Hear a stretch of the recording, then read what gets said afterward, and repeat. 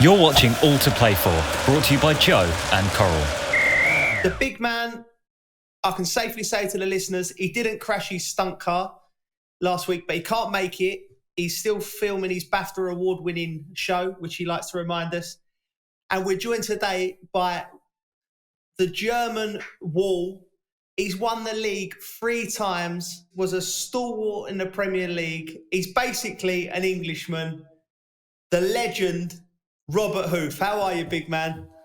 I'm basically not an Englishman. I've stuck to my roots. I try to embrace the Englishness, but yeah, for sure, always and will be German. But yeah, no, I'm good, mate. I'm good. How are you? I'm very well, mate. I'm very well. Just, these mad times, but we're doing this thing, and it's great to see and speak to all the old players that I played with. And just like Cheltenham this week, the boys at Coral want me to give it a shout out. It's one of my favourite weeks of gambling. We had a great time, didn't we, when we went with Chelsea at the time? Oh, I mean, I'm just not used to horse racing whatsoever. When I first came over, I was like, what is this? And then I remember John Terry ringing me, the week before, do I fancy coming to the races? And the lads are going for sure. Wasn't a big drinker back then or anything like that. Wasn't in my culture whatsoever. But I mean, I got so fucking pissed with all the lads. All I can remember is just people giving me a drink and like giving me betting slips and all that stuff. I didn't have a clue. And used to get the helicopter in, but I just remember being so drunk in a helicopter, thinking, "This is it. I'm gonna die." You know when you get the panic attack on an all-day bender, like, oh my god, what a bad idea! But so you're back in Berlin now, big man. What's the decision with that? I thought I literally have you down as an Englishman now. You've been here so long. You're one of us, mate. What's the story? You're back in Germany. Yeah, we've been talking since I retired. Anyway, me and my wife have been talking about a bit of a new challenge, get out of comfort zone, all that sort of stuff. So we just decided to move back. I'm here now, just looking for schools for the boys. Yeah. Looking for places to live and all that sort of stuff. But yeah, just get out of the comfort zone. It's all a bit too easy back in England for me. And the kids can learn German, and if we don't like it, we move somewhere else. Yeah. Do your kids speak? Do they speak with an English accent? The kids. So my wife's English anyway. So English is the main language, but I try to teach them German, and they understand quite a bit. But they're lazy fuckers, so they just choose to speak English, which is fine. But it'd be fun. It'd be a fun move, and I'm sure they'll stick to English. But it'd be a nice challenge. Listen, we first met during the Chelsea times, and I remember coming in, and obviously you had. Tell us about that. What an education it must have been for you, having John Terry's, William Gallis and Marcel Desailly as a young centre-half. To learn off of them must have been amazing for you. Yeah, I mean, it was completely unreal because I came from the youth setup back in Berlin where you don't have any sort of contact with first-team players whatsoever. The academy was at a different location. And when I first came to Chelsea, all of a sudden I was having lunch like with the guys that you just mentioned. I mean, John Terry only just came through then, so he wasn't that big a name. But like Marcel, Leboeuf was there, Zola, Viali was still there when I first came. You turn up at a nice time when Abramovich put this money in. But before that, it was an absolute dive of a training ground. There was like 8 or 9 change rooms all lined up. But like I said, it's a completely different world for me. You got to train with the first team every so often. Yeah, and you learn by getting beaten up by these pros. You think you know it all, but the reality is when you train with them, it's a completely different world. I know, mate. I know. But when I talk to the listeners and they don't Harlington. Right, I remember one of my first weeks we were training at Harlington, and the lads were like, "We have to leave. We have to leave." I'm like, "What for?" Said the local hockey team was coming to take our, taking our changing room. And you're thinking to yourself, Wednesdays. Yeah. That was a Wednesday. We couldn't train on a Wednesday afternoon. Yeah. I know. We're trying to go for win the Champions League and the Premier League. Like I said, I come in just the Bramwich money. And we got these Herberts playing hockey and slinging us out of our dress. It's crazy. It was a complete dive, wasn't it? Every second week we couldn't use the training ground on a Wednesday because the college used it. Yeah. It's incredible. It's incredible. It's nuts. Nowadays, you look at Cobham. I don't know if you went to Cobham, but now if you've been there now, when it's all it's amazing. It's like like a spaceship. There's no stones left unturned. But it's so how was that coming over as a young lad into England? You know what? I mean, I wouldn't recommend it now, but Right. when you're just a bit young and a bit dumb, you don't think of consequences, do you? I mean, it's so lucky the way it worked out for me, but there was no plan B or anything like that. You know, it's just like this could work. But the only thing that really worked for me was I was by myself. You know, I didn't have any family. That was the only thing that, strangely enough, you always think, you miss your family. But it made me sort of, I never left the training ground. I was always there all day. Yeah. Because I didn't have anything to go home to. It was just training, gym, training. And that was it. And that's sort of, if I had friends there or family, I don't think I would have made it, I don't think because you go out for a few beers. I never went out for beers till I went for the first team. To Cheltenham. I didn't. But you don't have a private life. I just trained and trained. Yeah, and that obviously helped. Mate. Listen, I'm just thinking if my son was a centre half and he got to go to Chelsea like you did at your age and learn from them three players, Gallas, Terry, Leboeuf, Desai, mate, that's a great education.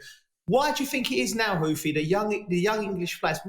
Why are they going over to Germany? What are the Germans seeing in our young players now? Because it's flipped over now, isn't it? We seem to be taking your managers and you seem to be taking our players. And how do you think that's happened?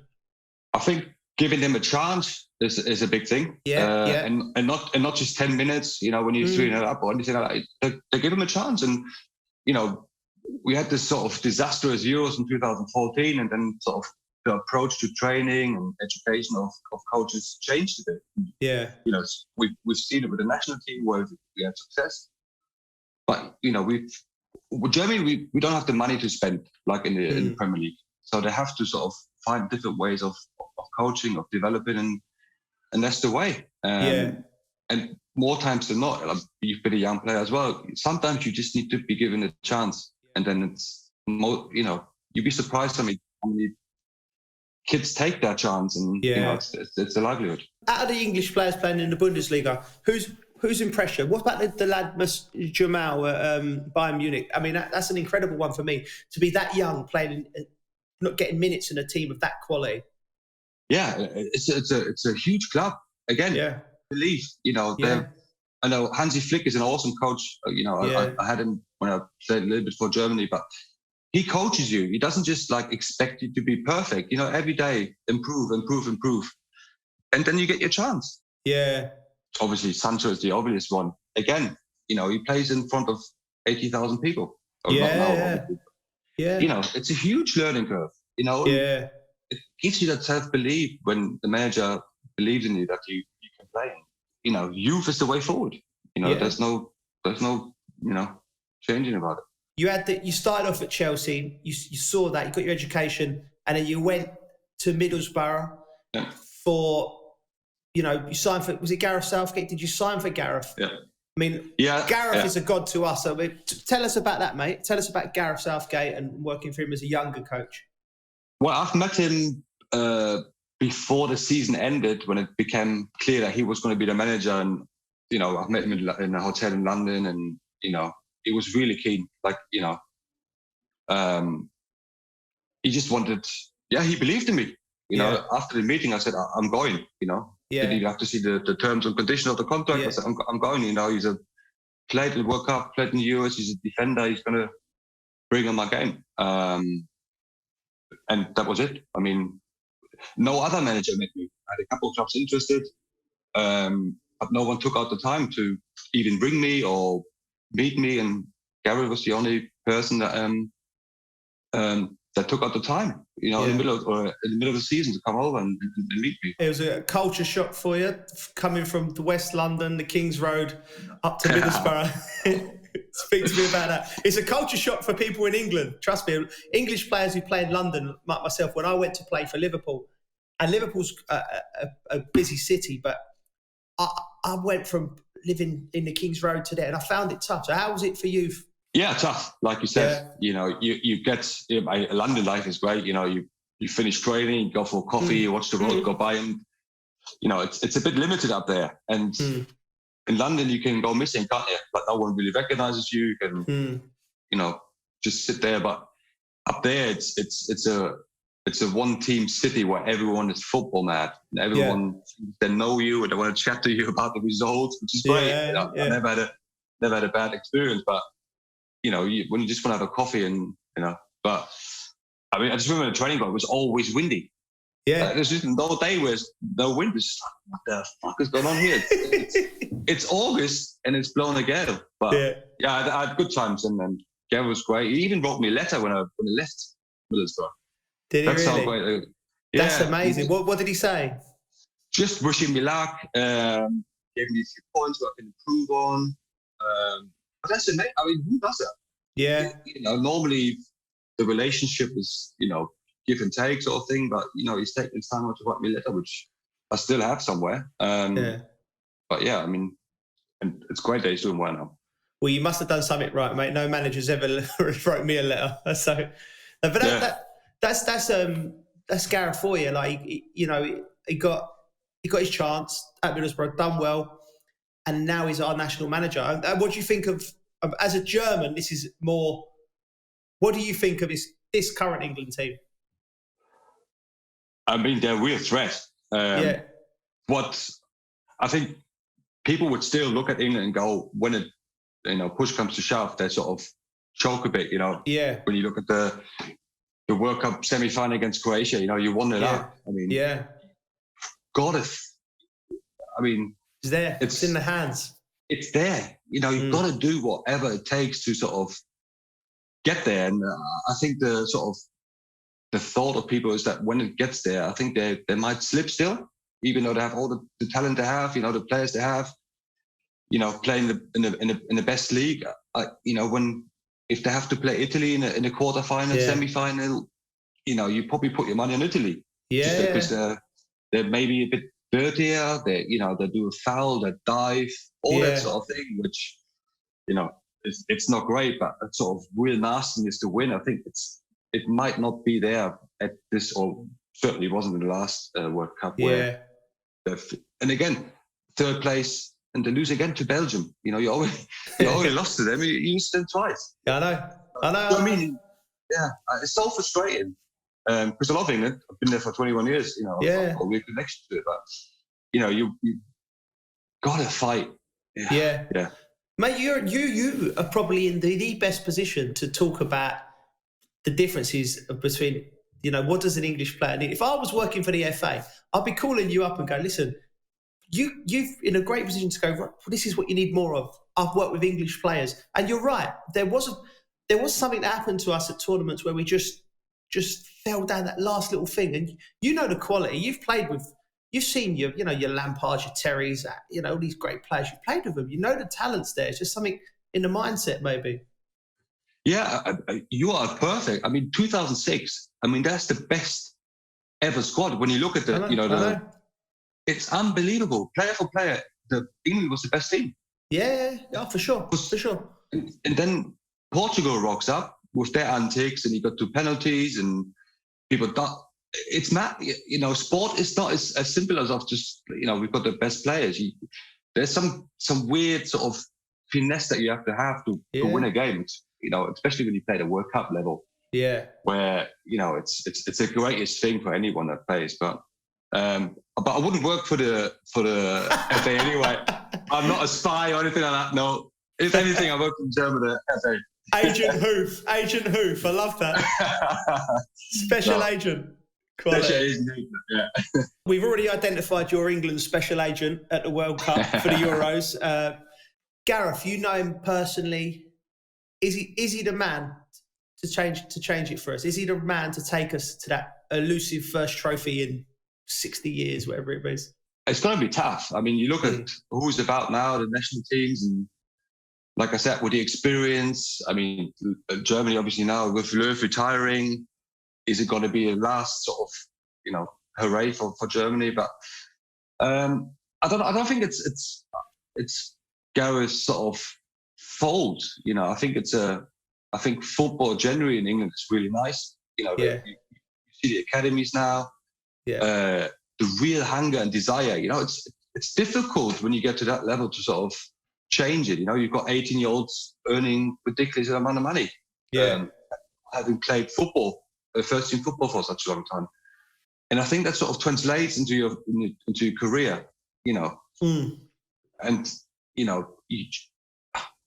sometimes you get it too early, too quick, too much. Yeah. And for them, you and I have been privileged to win something, but many people don't. But, I think I played to win. Yeah. Yeah. Not everyone gets it, but sometimes they go, it doesn't really matter because I'm still going to have ridiculous amount of money and, and so on. And it's not a jealousy point of view. It's the way economic works, and the Premier League pulls in so much money. But when you get so much, how are you going to motivate someone that's 20 who's earning a ridiculous amount of money? How are you going to get that extra 1% which you need when you play for trophies? And it's tough. It's tough. And I think the money is in the Premier League. Yeah. I mean, there's no way you get anything like that over here. Yeah. Going back to that motivating players, Huthie, Thomas Tuchel has come in. I've been so impressed. I did the game last night and I was watching him on the sideline. And because you've played in Championship winning sides, when that team's got that togetherness. And when Emerson scored the goal last night, and it was the third choice left back, he was pushed aside. He was out of favour by the last regime. He scored the goal, and the whole team celebrated. How does Tuchel go into a clubs and just bring it all together in such a short space of time? He's so impressive. Yeah. I think even when you listen to his interviews, I think he's always honest. He gives you if they've been good, he says they've been good. If they've been shit, he basically says shit without saying shit. And I think, we had it with Jose. He had that weird thing where we've done well with Ranieri and stuff, and I thought we always had a good team spirit to all of a sudden 2005, where if someone picked on you, I would knock someone out. It's that weird. And people just got that thing, and I think it's also important that who you bring with, that sort of the translator, the passion, keep it together, all that stuff. And he's an amazing coach. We had Christian Fuchs, he had him when he was Mainz. He said training was insane. Like really? Always something new, different, challenging, completely out of the comfort zone. Because we've done training sessions that we've done 20 times. It's always just the same, and you get bored of it. You haven't learned anything. You just gone through the emotions. But I think he's sort of triggered something new in them. He's certainly been impressive, mate. So moving on, Huthie, you signed for Stoke, right? And I remember playing against you for Stoke and looking over in the tunnel, and it was like Jurassic Park, mate. You was huge. Ken Wynne-Jones couldn't even fit through the door. His shoulders were so wide. And it was just like, speak to us about that team and Tony Pulis, because you were, and this is a compliment, probably one of, outside of the top four teams, the hardest team to play, horrible to play against. Yeah. But how did Tony Pulis do that with you? Again, like he had that sort of special thing where he just, he could have gone for more talent, but he went for characters, like I said, we had the tallest, the ugliest back four. I played right back for him for the first 17 months. I must have been the slowest right back in Premier League history. But again, like normally I'd go up, I'm not a right back, but for some reason I enjoyed it, and all that. It's mad, but no, you're right. I think, again, Stoke is such a sort of small town. It was a one Premier League club. It was, I think, 30,000 people fit there in the stadium. It was just an awesome time. Like every Saturday or the home games was like the main event for everyone. And you got us so motivated. Like Tony would pick up on anything in the press that, if Liverpool came to town and the manager would say, Stoke is just a one-way team. He would put it up on the wall and like he would start the whole process on a Monday morning. Yeah. Just to get you fired up. And by 3 o'clock Saturday afternoon, eyeballs were not this big. Everyone was ready to fight. Oh, no. I remember. A mate of mine, Martin Patterson, he played for Tony Pulis. He come through at Stoke. And this was probably before your time, but he tells me a great story about the day that he realised Rory Delap had a long throw. He said they did a Friday session where they were doing tactics, and he just throw away comment. He's gone, can anyone throw a ball? He said, Rory, he said, I can throw it a little bit, Gaffer. So he said he said, he said, well, I want you to throw it to the near post. He said, all right then. So he sort of, Delap sort of, he went, what, you can reach the near post from there? He went, I can reach it from further. And he said, you've never seen a man get so excited so quickly. What, Rory, you can do it. So he said, Rory keeps going back, what, further? And he said, he threw it in the box. And he said, it was like the man had just won the lottery 5 times. Tony Pulis was so happy with Rory Delap throwing the ball. He said they was out there for 2 hours working on this throw. Yeah. He said, throwing it in the box. And he just said, he said, we'd love to get Tony Pulis on the show because he's one of my favourite managers. I love his interviews. Listen, difference in styles and that should be, but I think I'd enjoy playing for Tony because he's straight, isn't he? Oh, yeah. Oh, yeah. I mean, my stats in the game were insane. I mean, I had to go up for every throw-in. Yeah. It's like, I know. Hey, I'm fucking glowing here. Like, I don't need... but, I mean... Talking about Rory, I mean, he was a really good player anyway for us. But even if you were winning 1-0 and we sort of get, put under pressure and the team was really squeezing us, if we have a throw in on the right-hand side really, really deep, he would throw it into their half, 50 yards up. And you're like, everyone's in our half and you just launch it. And then we like up the pitch, we get another throw in. It's like teams, you can see everyone's going, what the is this? Like, we've done all the hard work, squeeze the team, all this stuff. Yeah. Boys just come, thank you very much. And then it's a good weapon. I mean, how many goals we scored from his throw-in? I mean, it's amazing. But, I remember playing against him. I can't remember what defender it was, but when you sort of shuffle in a person out of play and you can kick it out for a throw-in. And he turned around and kicked out for a corner. Let's go, what the fuck are you doing? He went, well, it's the same. It's exactly, in fact, it's probably easier to defend a corner because he might miss-hit it and you might get one at the near post. The throw-ins were just flat, perfect every time, weren't they? You can sense, like, obviously, when we played against, I mean, Drogba was obviously a completely different animal, but whoever was the number 9 and if he was tall, you have to run back for a throw-in. Imagine doing that 20 times a game. So, oh my God. And that one time they switch off for sure and we score. I mean, I had a conversation with the strikers. They go, I can't believe I'm having to run back so many times to defend the near post. It's like, yeah, mate, this is the game. I can enjoy it. We just put a pressure on and enjoy it. I was the fella standing on the edge of the box going, come on, lads, let it out. I got not involved with any of that. Mate, so we're getting on to Tony Pulis because he's a bit of a favourite in this show. I mean, we love him. And the incident with BT, was you there during that time? Yeah? He's been on record. I think both of them have been on record to say about it. So it's not a secret. What's your memories of that? Well, first of all, I mean, we had obviously Christmas party planned and all that sort of stuff the day after. And we were under the impression it was a 2-day sort of, like Saturday night, all day Sunday. Of course. Back training. Do it properly. Training. Yeah. Fancy dress on the Sunday and all that stuff. But anyway, we were shit. We went absolutely stank by Arsenal with, like one of those horrible away games where it's shit. And Tony couldn't hide. If we were shit, we shit. Like, there's no way, he would tell you. Anyway, he says, I'll see you Monday. And everyone's going, whoa. and BT obviously went, we agreed, Tuesday. We have an all day tomorrow, blah, blah, blah. No, I never did. In the heat of the moment sort of thing, people forget what they said or whatever. He was probably pissed off with us that we lost. And next thing, he was one of Nicholas changing room, throwing headbutts around. So it was, certainly, everyone's like, what's going on here? But, was he naked? Yeah. Mate, what a sight that would be. I love Tony Pulis. I love Beats as well. Beats is a good guy. Isn't he? Again, I mean, Tony was awesome. And like I said, if you do well for him and there's nothing, he would do anything for you. Absolutely anything. But again, like, it's just a change room, isn't it? Like, you have a fight and you can't relate it to the real world. I mean, certainly at Stoke we had so many fights.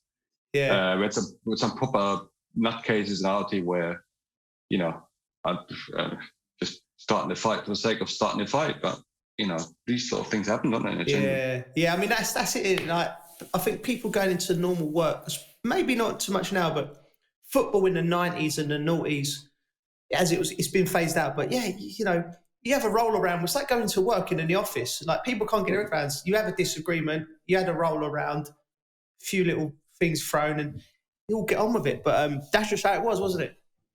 Yeah. I mean, as long as everyone knows the deal that we turn up for Monday training, it's forgotten and it's fine. I mean, most of the time we had a fight, not even in games, in training. That's the crazy thing where, you know, you're competing for the Saturday spot, you know, to get into the team, and you just have a bit of a, like I said, a roll around, and that is it, basically, you know.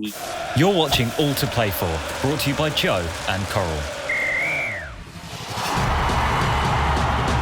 I've been with my wife now 45 years. We're childhood sweethearts. We've been together since we were 16 and 15. Oh, come on, Joe. You're starting to make me cry now. What's up with you? Jeez, Well, that's the intention, Alan, to make you all cry. Check out the full video now to find out why Joe is Alan's next winner. Yeah, so you had your very successful spell. Talk to me about the Leicester move. How did that come about? Was you out of favour at Stoke at the time, or was it? Yeah, I mean, Mark came in obviously after Tony. I played for Mark for the first sort of 10 games and got injured. Yeah, just never really recovered. Took me a long time to get fit, and then as you do, you know, another player comes in, he performs well, the team, you know, plays well, and I just couldn't get back into the team. You know, there was no big thing really. I got fit by the end of it. I just couldn't get into the team. Stoke finished, you know, top 10. And looking back now, I mean, why would Mark put me in? You know, the team were flying, they were beating Man City, they were beating Liverpool, all that sort of thing. And I mean, you know, if you know yourself in sport, it doesn't matter what you've done 5 years ago or even a year ago. It's all about now. It's all about the next game. And I just couldn't get in. And so I think I was turning 31, something like this. So, yeah, I didn't see a way back into the team. And then, yeah, the loan move came along. Didn't have too many options, I have to say as well. It's only really Leicester that sort of pushed the loan move. Yeah. I had a couple of championship clubs, and but yeah, you know, when you get that real hunger, I didn't play for like, I don't know, a year at Stoke, and I just really wanted to sort of prove to myself that I can still play in the Premier League level, because you would have heard it yourself. Once you have an injury, everyone says, "Oh, you know, he's 30, he's had an injury, he's not going to come back," and that really sort of fueled me. Got me angry, got the fire back into my belly. And I just thought, oh, fuck it, I'm going, even if they were last, you know. If we get relegated, you get relegated. You know, you're not going to be defined. Yeah. So that was the January, right? That was when 2015 in the January, yeah. And that, I mean, that was the survival year, right? If I'm right, was that the year you survived under Pearson? Yeah. So I had to wait because we played Leicester against Stoke, so we already played them twice a season, and then that's when Stoke said you can go. But yeah, I mean, they should have never been in that position in the last. Anyway, such a good team. But yeah, I mean, they always lost the game by one goal.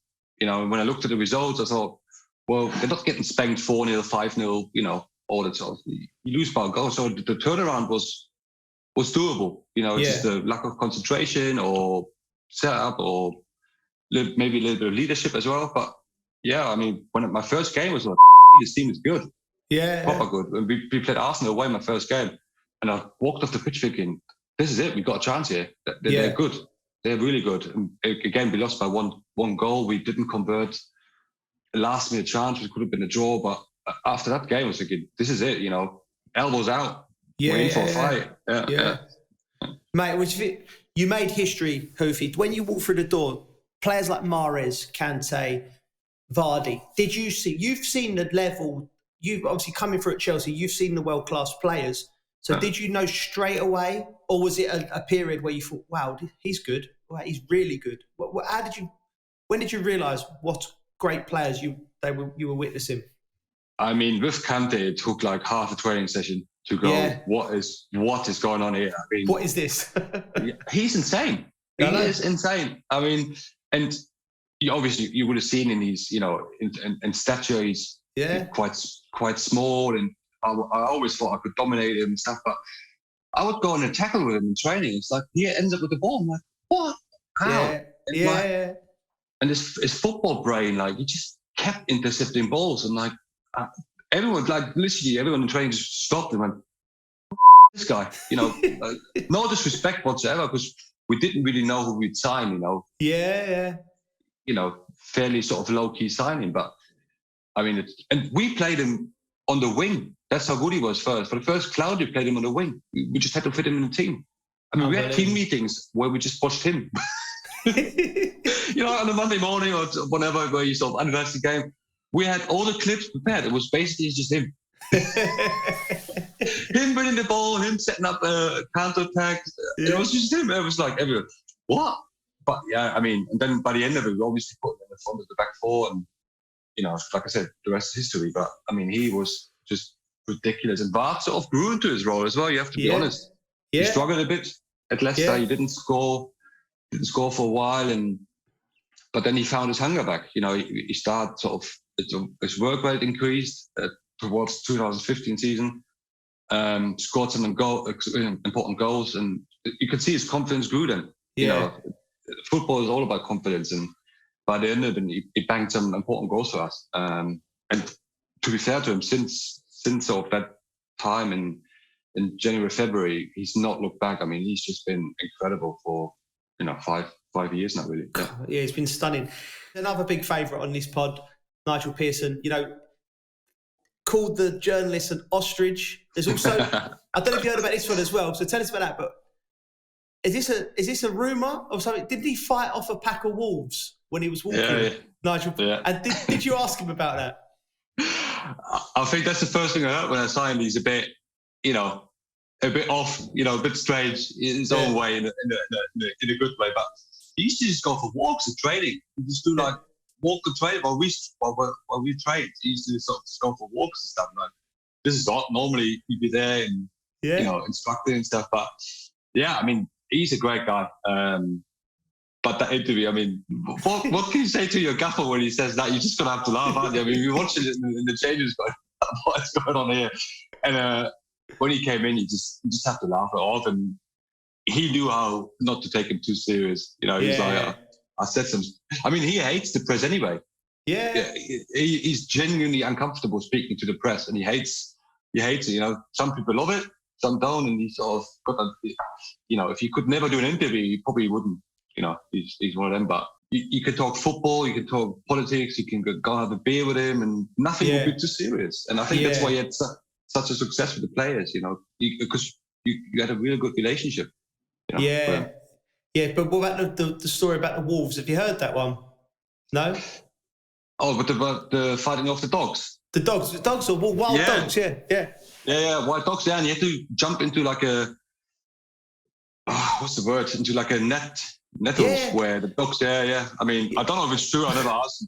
But anyway, it's a good story. It's a great story. Listen, this is the difference between me and Nigel Pearson, right? So I've had an incident with wild dogs as well. I definitely told it on the pod. I was training for a bike ride. I did a charity bike ride. So I was in Greece on holiday, and I've gone up in the hills on the bikes. Yeah. And the difference between me and Nigel Pearson is I run away from the dog. I've rode away from the dogs. These dogs come out of nowhere. 4 dogs. I'm in the middle of the mountains in Greece, and started chasing me. And let me tell you, mate, I reckon I broke land speed records on this bike getting away from the dog. I was about 3 hours into a 4-hour bike ride, mate, and that is scary. So, listen, Nigel Pearson fights them off. I'm getting on my toes, but listen, he's a great guy. Yeah, for sure. I mean, I think you done the right thing getting away from those dogs. I mean, mate, it would have been a tough fight. No, not. Listen, I'm not a fighter. You know that. So, Huthie, Nigel Pearson does a fantastic job. Survival. He leaves, which was a strange decision, and then in comes Claudio. So you got a good team. You got a manager who give you your chance. But could you foresee the history that happened. Because for me, that season is probably one of the just greatest seasons in the Premier League. Because to see your Leicester team do it was fantastic. Yeah, I mean, I personally had really, I was really confident going to, the new season. Obviously, Nigel was still there till 3 days before. Sorry, I didn't know that. Yeah. Nigel was there, and that's the reason I signed. Thinking I could, I had my injuries, and I was a bit sort of couldn't train every day and all that sort of stuff. And he was really accepting to it. And 3 days before pre-season started, Sky Sports News, Nigel's gone. It was like, Jesus Christ, and we didn't know that Claudio was going to come in for a good while. Yeah, we started pre-season with Craig Shakespeare. He did an awesome job. Great guy. Big shout out to Craig. I love him. And he did all the pre-season. And by the end of sort of week 3, I think Claudio came in. And did you ever train with Claudio? He signed me at Chelsea. He was first season. I loved him. But the training was insane. Yeah. Remember, what's his name? Roberto Sassi. Yeah, Sassi, If we used to just do like 1,000-meter runs, and I'm like 30, 31, 32, thinking, if he turns up now with that guy and he starts to do that, I'm done. I just signed a 3-year deal, and I can't do the training that we used to do with Sassi and Cloud every day running. Yeah, I know. I remember. And the guys are going, what's he like? I'm just like, well, all I remember is I hated him. I know he gave him a chance, but the training was just like, ugh. Yeah. Anyway, he comes in, and I think, remember the goalkeeping coach? I can't remember the name of the grey hair. Yeah. Giorgio. Was it Giorgio? Yeah, Giorgio. Yeah. So they all rocked up, and I was thinking, oh, sake, here we go again. Things never change. Anyway, turned up, looking at Leicester, going, this is a bit of a shithole. I'm out of here. So he only lasted like 4 days. And Giorgio? Yeah. So he just went, this is not for me. This is not London and all that stuff. And Claudio's obviously... What a bad decision. So he went back to Italy. So Claudio was just by himself. And then he managed to bring one other guy over. So it sort of leveled his influence on the team. And all the backroom staff was still there at Leicester. And I said, this is how we do it. We normally have a day off after the game on Saturday. We normally have a Wednesday off. He goes, you have 2 days off a week. Like, this is not how Italians work. Anyway, as sort of things progressed, he sort of let it go for a bit, and if we sort of lost or if he felt he needed to change, then he would. But to full credit to him, he let us get on with the setup that we had, even though he probably didn't believe in it. But we won, and then we had a day off, and it sort of got going then. You couldn't really change it then. We kept winning there.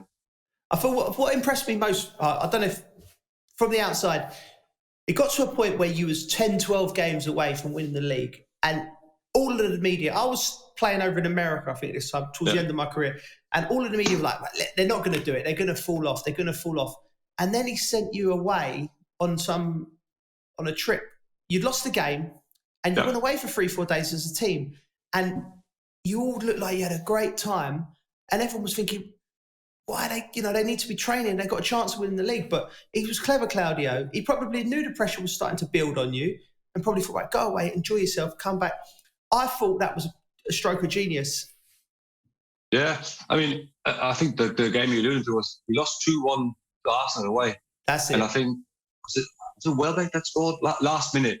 Yeah. And they were fucking celebrating. They were giving it in your face, all this sort of stuff. And, like, all the Leicester players were like, right, this is going to kick off.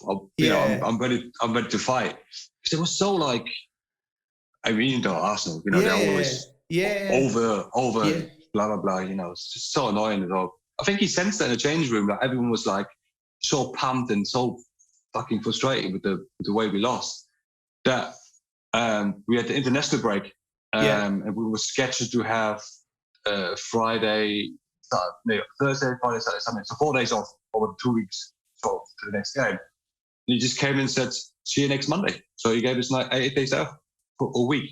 Yeah, just like, well, I don't want to see you. It felt like we've lost the league, even though I think we were still top.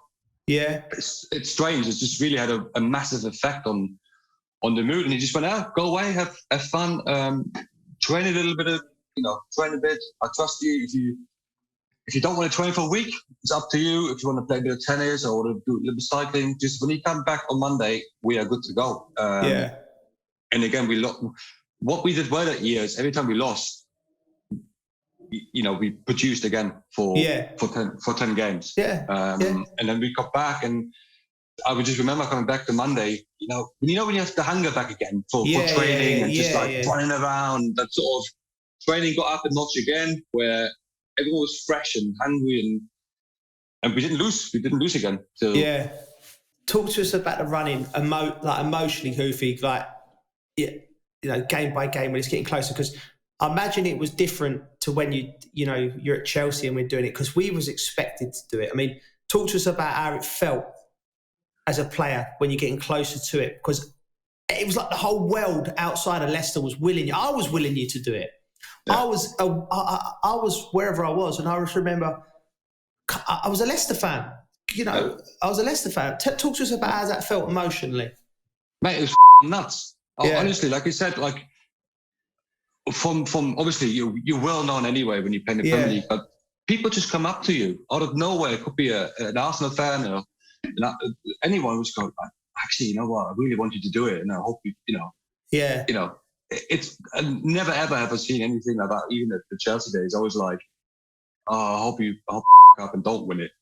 To that, it was just like mad. Like everyone was mega friendly, and even when we played away, people would applaud you when you beat the home team. It was like, this is what, and certainly towards the end, it was like it became that sort of, unless you were a Tottenham fan at the time, I think everyone was so for it, and like you fill your car up at the petrol station, the guy behind the counter, go on, Ufi, you can do it. It's like, it's that thing, and I mean, just crazy to think that football is so tribal, isn't it? Where you get a bit of shit now and then, but we never got anything. I mean, it's just all positive. It's bad. There was something special in the air with your team, for sure. You'll always have their memories. So you get to that day, and this is my memories of it, and you tell me from your first-hand experience. I remember watching you lift the trophy, and the players, like from an outsider, it was captivating. I was watching it because no disrespect to some, like you said, like players, your Fuchs, your Wes Morgans, your Drinkwaters, and people like that. They haven't done it again. So history's, and they thought they knew. It's like you celebrated, like you knew some of the lads that this would be the only time. And when Bocelli sung the song with Ranieri, mate, I looked at it and I was like, wow, that is the stadium. What a moment that must have been. Yeah, what a day. We had pissed down for the game. Then we had the rainbow coming over when we lifted it. But like you said, I mean, Bocelli comes to sing at your ground. That's just unbelievable. And I was suspended. I didn't even play. I still went full kit. So but no, that was sort of, you celebrate, and you sort of had a week leading up to sort of lifting it, and the media was crazy. And although you know that you won the league, you haven't really won the league till you lifted the trophy. And I think the club did an amazing job getting Bocelli in as well. Obviously Italian connection, and just having your family there. I don't think I've ever lifted a trophy at Chelsea, because I was sort of a big time player. I didn't really think that I deserved to lift it. I was there. Don't get me wrong, obviously it was very tired, but I've never felt comfortable. I played like a limited amount of times. But at Leicester, it really felt like I was a big part of it. Really, you have to have that sort of self-worth. Like I said, at Chelsea, I played, 15 times a season, came on, maybe started 4 or 5 games. It's still a team sport. Don't get me wrong, you're part of a team, but the real sort of connection was when you lifted at Chelsea, at Leicester, sorry. And mum was there, wife was there. The kids were there. They got to lift. Mate, that's amazing. That's amazing because that's one of the things when I think about lifting trophies is it's the people with you because they, like you said, your family have come on the journey with you. Yeah. Like you said, you Stoke, you had your injuries. I remember your ankle was in a disarray at Chelsea, you know, wasn't it? And you've gone down a great career, culminating, which I think is probably your Leicester team one of the greatest achievements in English football together as a unit, and you deserved it. No doubt about it. Like you can't be disparaging because the players wasn't household names. What a team you was like, and it made me like that's one of the stories that makes me fall in love with football all over again watching you play. You know, like, it was a privilege to watch you, mate. It was brilliant. Yeah, like I said, I mean, even your family. I don't know what it's like with yours. I mean, they don't really know what it takes, you know, they're sort of just see big parts, and for them to be part of it, it's just amazing. Yeah, and you know, the sports, like I said, whether you like it or not, sport you have to perform. You know, there's only one winner. There's no excuses. You can't say, "Oh, these are shit players," or all this. You know, sport's got that unique thing where it is what it is. You have to produce, and like you said, the names you mentioned, you know. Yeah, they're in the history books now, and people that was a strange year, or you know, like we've heard it, and teams did perform, for sure. But why didn't you win it? You know, why didn't? Yeah. You know, go and grab it. So we've gone into the football side of it. I think what our listeners probably want to know is how was the party, and is Jamie Vardy the main man when it comes to all that? It certainly was a good night, that's for sure. I mean, it didn't start well, but I mean, I've touched on it before, but I was suspended for the last 2 games, and so my party was basically a 2-week party. Never mind just that one. That one. Wherever I went, it was just, you know what people are like. Certainly, they love football, and I mean, I would pick up the kids from school, and there'd be school parents. Oh, if you want to go for a beer and celebrate, you know, even though it's school parents. And I certainly turned up a bit drunk for the last couple of weeks of training because I had nothing to train for. Season was finished. I wasn't allowed, but it's just crazy, absolutely crazy. And then obviously we went away to Bangkok as well after the season to celebrate with the late chairman. Yeah. And again, you know, we've gone to Bangkok. There's 1 million people on the streets celebrating us. Mental, mental, nuts. You know, we didn't really know what to expect or anything. Next thing on a bus ride is the streets are packed. They're so mega friendly over there, and certainly absolutely crazy sort of 4 to 5 weeks for me. I got married as well that summer, so it's just like I couldn't have done it any better. So I mean, it was certainly a party filled 5 weeks, that's for sure. Brilliant, mate. Absolutely brilliant. So you've had a great career. You're back in Germany, Berlin. Yeah. We've found out you're a special agent for the English FA. You're going to tell us how to win a thing. What's the future hold for you, mate? What do you want to do? I'm still doing my sporting directorship at uni. So I've got another 4 months to go with that. Yeah. Hopefully I pass all that, get my qualifications, and then like anything, apply for jobs. I always like the sort of background in football, how it works, recruitment, finances, all that sort of stuff.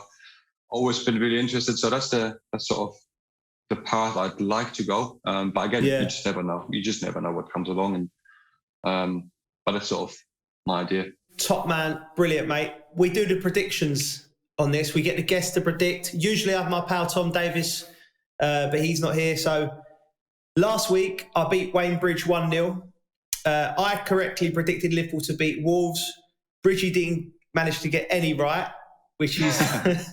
But this week we got 3 games. So I'll give you the game. Yeah. Win, lose or draw. Don't have to worry about the score, and we'll see how we go. This is a relegation ding dong, mate, and we've both played in these during our career. Brighton versus Newcastle. What are you going for? I should go first, shouldn't I? Yeah, I'll go first. I should be courteous, mate. I'm going to go with Brighton. I think they are underachieving. I've watched them a few times. I think they play good football. They just need a centre forward. I'm going for a draw. Okay. A horrible 0-0 or 1-1, something like that, where it's just horrible. Okay. So, yeah. That's a defender speaking, that is, right. Okay. West Ham, my old club, against a club that I know you had plenty of run-ins with when your Stoke days, Arsenal. So West Ham are at home. I'm going West Ham. I'm going to go draw. Yeah. I'm going to go draw. And I want to back West Ham, but because you've gone now, I'm going to go draw. This one's on Sunday. It's Aston Villa at home against Tottenham Hotspur. What do you think there, mate? I'm going Spurs. Yeah. Yeah, I'm going to go. Say it. Yeah. Hate to say it. Not a Spurs fan, but Spurs, yeah. Me neither, mate. But listen, I've watched it, but there's an improvement there. So I'm going to go Spurs with you. So it all hinges on the Brighton game, mate. But listen, I'll send you a little message if you win. And when you're back in England, we'll go for a beer. It's been a pleasure having you. And if you ever get a job in one of these big German clubs and you need an English coach, I've got my A licence, all right? You've been the first to call. Yeah, thanks for having me. It's been great. No worries, Hoofy. Top man. Thanks. Right, the Coral odds in the relegation 6-pointer down at the South Coast. Newcastle are now 10-11 to be relegated. The big London derby, West Ham against Arsenal. Who would have thought this time of year West Ham would be the team in full flight on top of this? But West Ham to win and both teams to score is a lovely 21-5. Aston Villa versus Spurs. The Coral odds now, the resurgent Gareth Bale is 4-1 to be the first goal scorer. You've been watching All to Play For, brought to you by Joe and Coral.